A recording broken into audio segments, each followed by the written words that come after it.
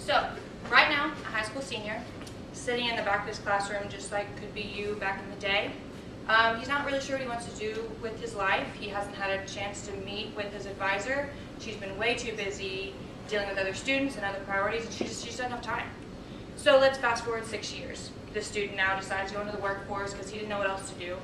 So he now has just a high school degree, nothing else, doesn't have anything else going for him skill-wise, so he gets laid off. And now he's living on unemployment, which is dwindling, along with government funding beyond that.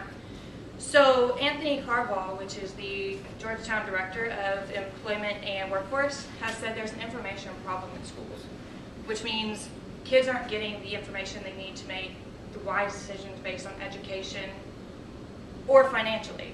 So this leads to government funding dwindling, societal income gaps, and God knows what else, depending on how the future turns out. Well, my name's Nicole.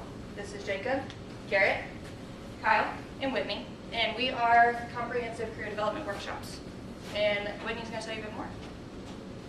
So, our problem paying statement is that high school students in the Evansville metropolitan area are uninformed about potential career paths post-high school and their financial benefits.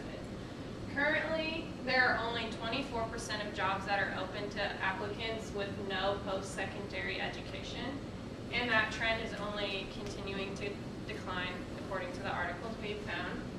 Our primary targets are the Vanderburgh and Moore County School Districts. We want to reach all of the students. And then our primary validation is Carrie Stein. She's our counselor at Wrights High School, and she confirmed that she doesn't have the information to give students the information they need to succeed in their future. That brings us to our solution, which is comprehensive career development workshops. So our site, our online platform, would hinge around a pre-assessment survey that would be given to students on a yearly basis to gauge their interests, their skills, their concerns about their economic situation, their economic future, in order to kick back customized feedback to those students and their counselors, so the counselors can work in determining which path is the best for them. These would involve outcome maps, cost-benefit analysis, things like that are customized specifically to the student and that the counselor can also see. Then, now we pulled this information from aggregate sources like job listings, academic institutions, the Bureau of Labor Statistics, etc., to pull it all in one place so that these counselors don't have to go and search and find, little bits of information to help the students from all disparate sources, so they have one central source to educate their students with. Okay, so our value add is that we are equipping these counselors, these high school counselors, with a new resource that will help them work more efficiently. And with the counselors working more efficiently, it will allow them to spend more time with each student. And with them spending more time with each student, it will allow them to ensure that every student is aware of their post-secondary education options. And that's our value added. So I'm going to walk you through our business model canvas. Our key partners will be tech companies, local trade businesses, local professional businesses, and local schools. Our key activities will be IT platform management, creating, maintaining the platform once it's built, and source data. As Kyle mentioned, that we'll pull from aggregate sources, marketing, public relations. Key resources will be the IT platform that we've talked about and background data. Customer relationships, ratings, customer support, frequently asked questions to guide students or counselors as they're on our website, and contact information. Channels that we will market this through will be our website, the counselors and business partner meetings.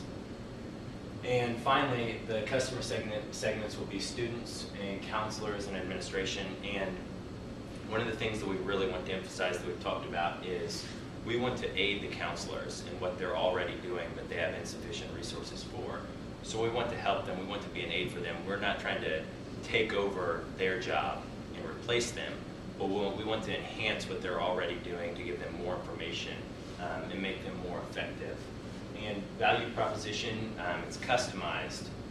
It's not just a formula that spits out information that would not be helpful, but it's based on what these students need, face-to-face, timely, direct, and it is personalized because of the survey.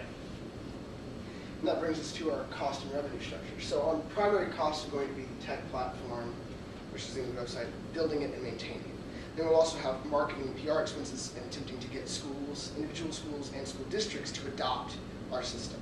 We also would have the patent cost tacked on with that as well, just to protect the intellectual property that we are developing.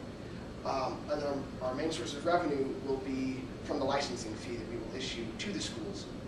Although we will make some, we believe we can make some revenue through limited, non-intrusive advertisement on the site, donations from our sponsors, academic institutions, businesses that are working with us to develop the site, and from grants, like the Evansville endowment funds, etc.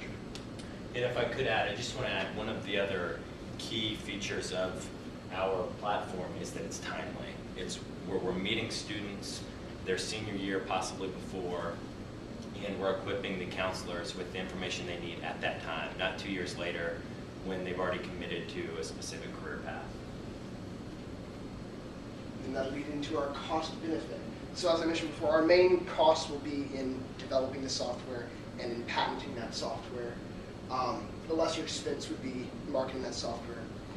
The good thing about the costs, though, is that our software patent and the cost of at least building the website are one-time expenses, meaning that we may not be lucrative in the first year, we may not be generating a profit, but by the second year, we believe we can.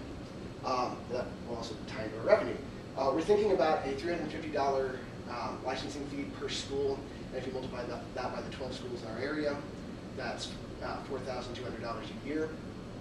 And if we were to expand beyond that area into other schools, it could just continue to go up. We believe that we are eligible, because our software is going to work with improving education, we believe we are eligible for many grants, including the City of Evansville Endowment Fund, the Noah Grubber Trust Grant, the Gene Conley Foundation Grant, among many others. We found a lot of grants which we would be eligible for because we're looking at improving education.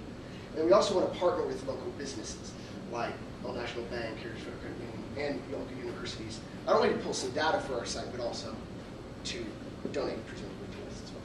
So to kind of tie it together, you know, we've talked to Carrie Stein multiple times, and she's very, very excited about this software. She says it's something that would really, really, you know, benefit her and the rest of the counselors.